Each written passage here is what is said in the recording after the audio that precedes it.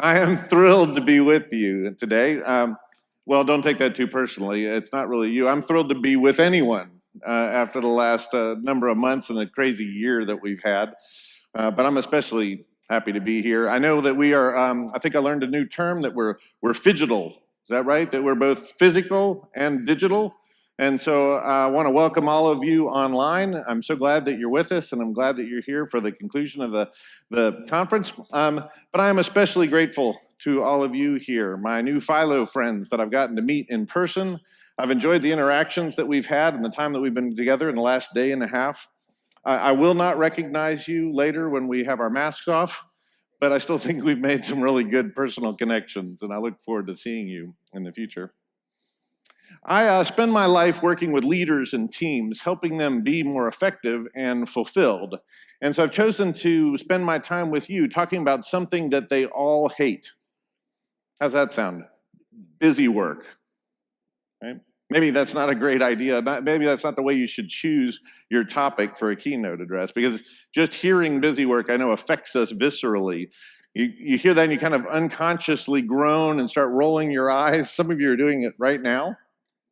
And I can appreciate that, because busy work is universally despised and debilitating.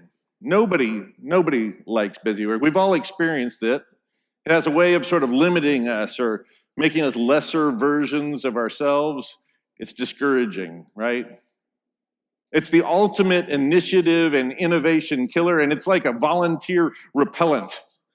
If you want to wear your team members out and drive your volunteers away, just serve them a steady diet of busy work. How many of you know what I'm talking about? Okay, good. You're my people. All right, we're together in this, and we all understand that busy work stinks. But what is it exactly? Think about it. People use the term busy work to talk about all kinds of things, all kinds of activities, big things, small things, things that take a long time, things that are relatively short. It's really hard to figure out what they're talking about. What is it? What activity is busy work? And I think that's hard, because busy work is really less about what you're doing than why you're doing it. People use the term busy work to talk about anything that seems like the purpose is lacking, anytime where the return doesn't seem worthy of the investment, where the outcome doesn't seem worth the inputs, when the juice isn't worth the squeeze. It's any time that you feel like whatever it is that you're achieving isn't worth all that blood, sweat, and tears, and talent and toil that you're putting in to achieve it. You've been there, you know what that feels like? When we recognize that the purpose is anemic, we just sort of struggle. I think that's because God made us that way. He built us and all humans to be creatures of conviction. What I mean by that is he built us to run on a sense of purpose, right? It's like the fuel that we need. And when we run out of it, well, we don't run very well for very long.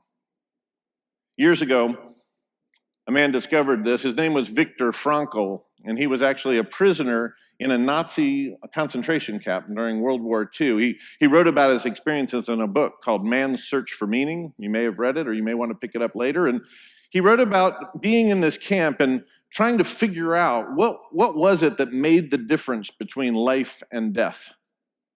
It was a bit baffling, because he noticed that sometimes a young person would perish, but an old person would persist.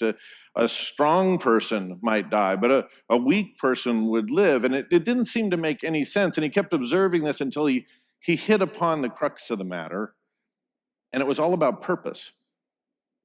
When people had a sense of purpose, some overarching thing that they believed in, they could invest in, it gave them the ability to transcend the immediate experiences they were having, and they survived.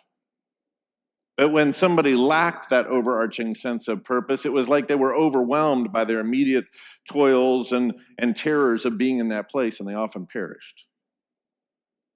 Now, in the less dire environments of your churches and your teams, the same principle still applies. That when people have have a strong sense of purpose, well, it's like they're strong too, and they're able to do great things and persist and endure. But when they find that the purpose is lacking or anemic, well, they start breaking down. They burn out and leave. Or worse, they burn out and stay.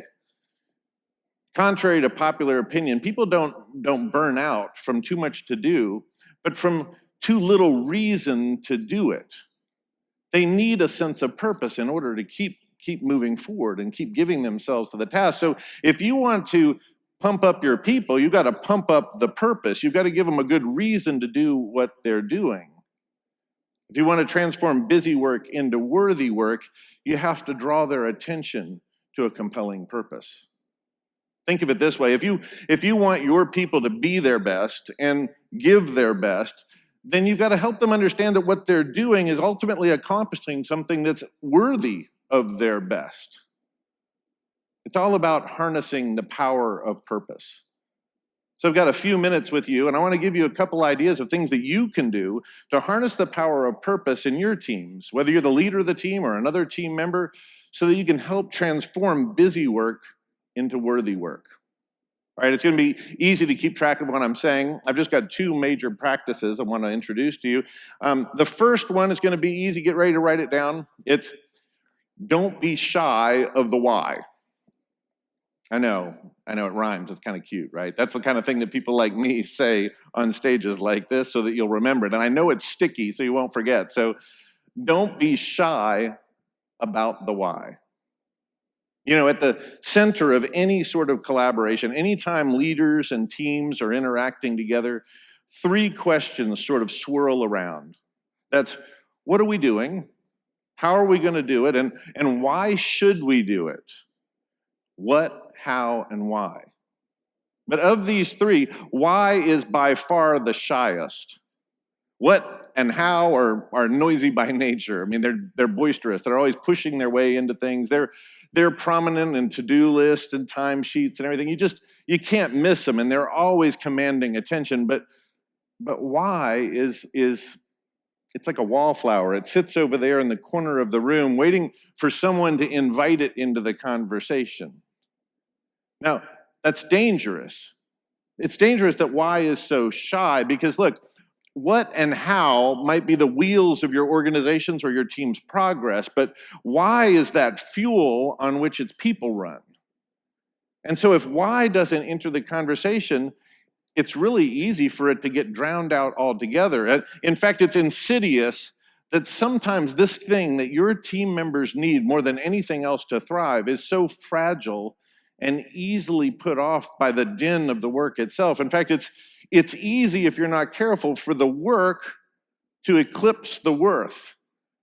And in that situation, you'll find that you feel productive but purposeless, and that's a dangerous situation. That's a recipe for burnout. So if you want to prevent that, that means that you need to spend more time levering why into the conversation. You want to get it into the mix. Don't be content to let it sit over to the side. Oh, what and how will get their due. I mean, you can't delegate tasks or talk about specific engagements without talking about what and how, but it's up to you to get why into the mix. So talk about it every chance you get. Don't ever give a what or a how without actually tagging up to a why at the same time. Just make sure that it's always part of the conversation. Because look, it's your ability to elevate the why and make sure that people pay attention to it that helps people separate what they're doing from what they're accomplishing. You know, those aren't the same things. It helps them separate the tasks that are in front of them immediately from the things that they're ultimately accomplishing. And more importantly, when you elevate the why, it allows people to see what they're doing in the context of a more compelling purpose. And that has the ability to transform the experience and to change those tasks from busy work into worthy work. I saw this in action not too long ago. I was in Monterrey, Mexico, and I was touring a big plant. One of my corporate clients happens to be a big tire maker. when we're in one of these gigantic plants, our group is slowly walking through the plant, kind of taking in all these things. And we came up to this one station where there was this one guy working really hard. And among the things he was doing, he was moving pelletized rubber from here to here. I mean, he was doing a few other things, but he just kept coming back to moving pelletized rubber from here to here. Now, pelletized rubber is just little pieces of rubber that are ultimately put together, melted down, and they become tires. But he was just doing this highly repetitive task of moving pelletized rubber from here to here, just to go back and move pelletized rubber from here to here. Look, you're getting the feeling just with me pantomiming it here. But when I saw this, I thought, oh, this is like a mind-numbing job. This is the epitome of busy work. But this guy didn't look like he knew that. I mean, he was fired up. He was even kind of humming a little song to himself, and he was doing this. And it really caught my interest. So as the group moved on, I kind of held back, and I said to him, I said, hey, man, you look like you love your job. And he said, I do. It's a great job. And I pushed a little more, and I said, well, why do you love it so much? And he said, well, I just feel like it matters, and I like that. Okay, now he has my attention. I said, well, why does it matter? And he said, well, it matters because this step is really important in the process inside the plant and all. But honestly, I find myself all the time thinking about how it matters outside the plant. I asked him to tell me more about it. And he said, well, like this morning, I was thinking about when I was a little kid, and we used to go on trips with the family. We'd go on these road trips. He said we had this enormous car. It was back in the days when cars were so big they had like a back dashboard, a really wide space under the back window. And it was during the years when seatbelts were just kind of decorative. And so he and his brother would climb into the back window and they'd lie there on that dashboard. And he told me about, watching the clouds and the shapes of those and watching the trees whizzing by. And he said, those were the best memories. Those were great times for my brother and me. They were great times for our family. I mean, it just really brought us together. And he said, this morning, that's what I was thinking about, is how I have a big part in helping families come together and build memories like that. I was speechless. I mean, you realize what's going on here. I saw him moving pelletized rubber from here to here, to go back and move pelletized rubber again from here to here, but that's not what he saw. He saw that his work was instrumental in actually helping families have these great memories and build these sorts of connections like he and his brother had and all of that. And that transformed the potential busy work of these routine, potentially mundane and uninspired tasks into the worthy work of making that kind of contribution. Does that make sense? Well, I'll share one more example with you. I wasn't sure I'd share this with you, but it happened to me on the way up here. And maybe it just struck me this way because I was anticipating sharing these ideas with you. But I was driving up here from my home in Tennessee. And partway up here, I stopped for gas near the Corvette Museum in Kentucky. And there's a big Corvette dealership there. And I hopped out of my truck to put gas in it. And I kind of jumped down and go over there and put gas in it. And as I'm starting to kind of do that, this guy pulls up in just a brand spanking new Corvette. He got out and he kind of put the nozzle of the gas tank in there and leaned against the car like he was tired. And I thought I'd just make conversation with him. So I said, hey, man, must be cool to drive a car like that. And he looked back at me, just hardly any life in him at all. And he said, nah, it's just a job. And I said, well, what kind of job is it? And he said, well, I prep these things for people, for the museum, and I prep them to like sell the stuff. So I come up here and I put gas in it, and then I take it back and get another one. I come up, put gas in that, and I take it back. And I'm listening to him describe his job. It doesn't sound like a job to me. It sounds more like a sentence, right? This is not anything that he's enjoying, and you can just tell he's depleted from it, just doing it again and again. And we chatted for another couple of minutes, and he got back in the car, and he drove away back to wherever he came from, I guess another day in the salt mines, right?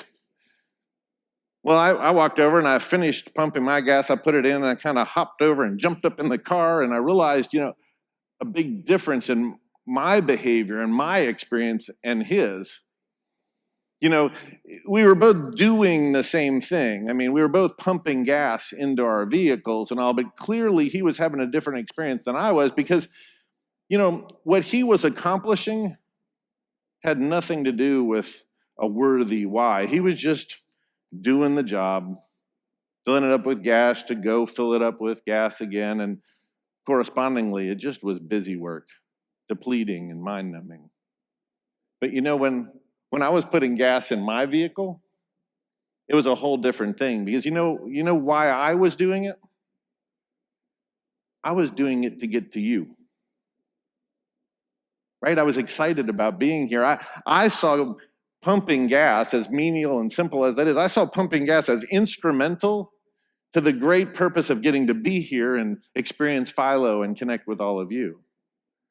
And as a result, I was kind of skipping around as if pumping gas is one of my favorite things on earth. Right? I think you get the point.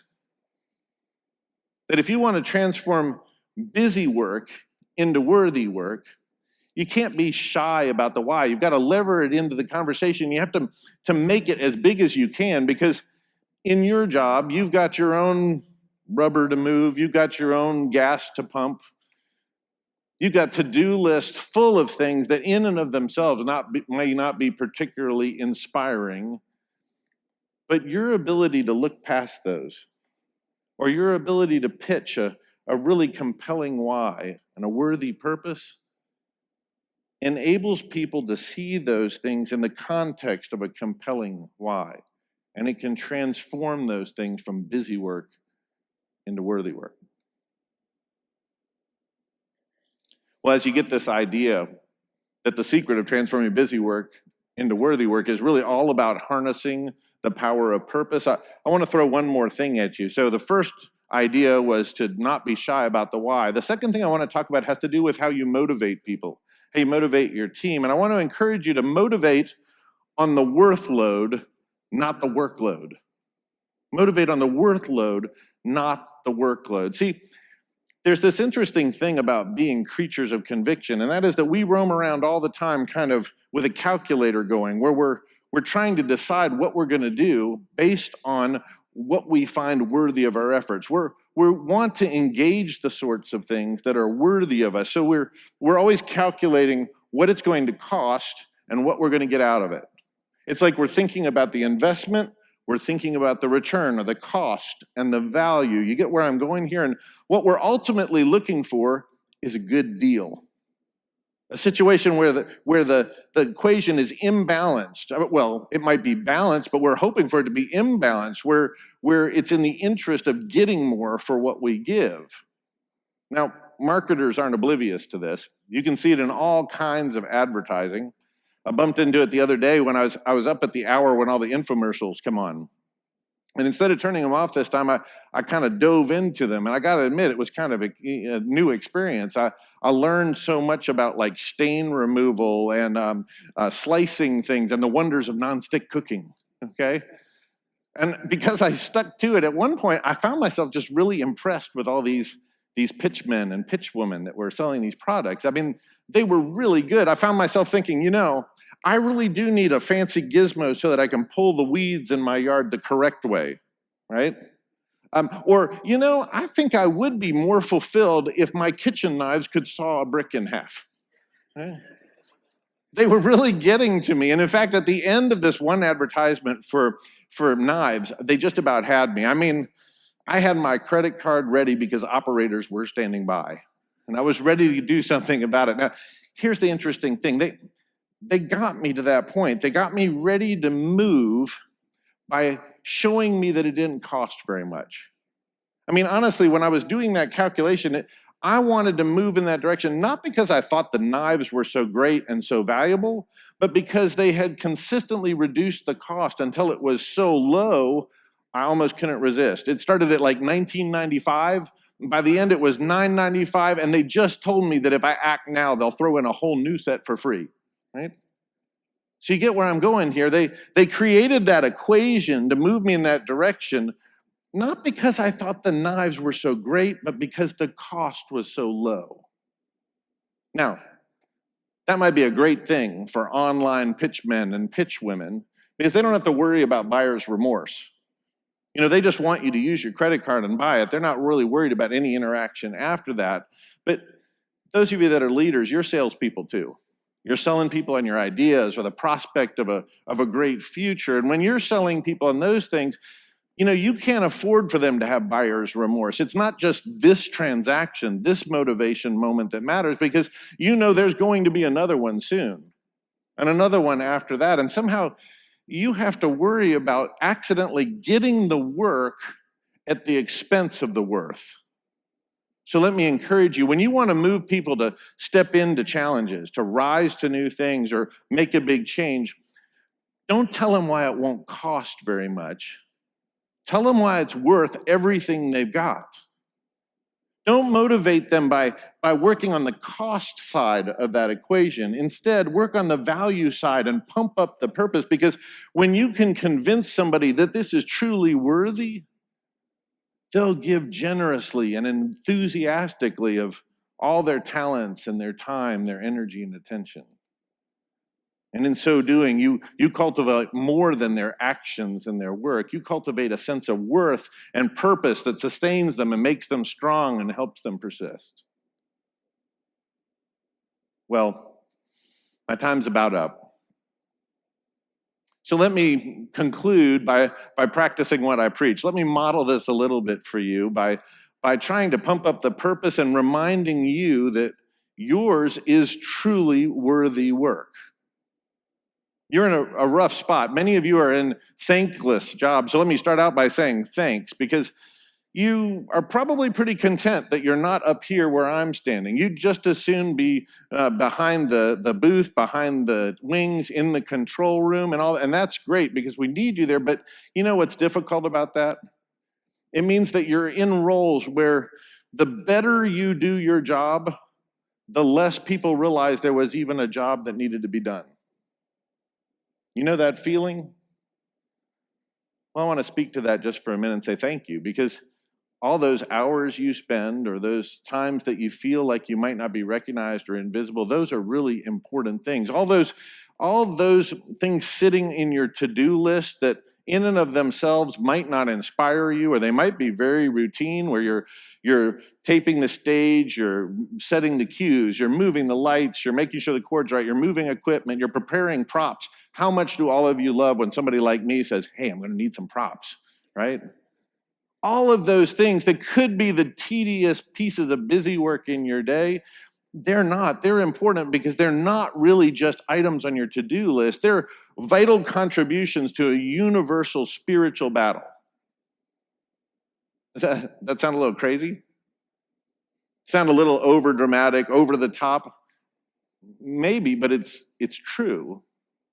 That's something we should talk about more often, because the fact that you're attending to those things is allowing somebody, some man or woman, to meet God or hear his voice for the first time this week. The fact that you were anticipating potential problems in the production or managing to avoid other hiccups that Satan could have used to distract them from what was being said or allow them to miss God's voice is vitally important. It's because of you that the conversation in the car going home was about what God wanted it to be about, rather than just another comment on how the music was too loud or the lights were misplaced or something like that.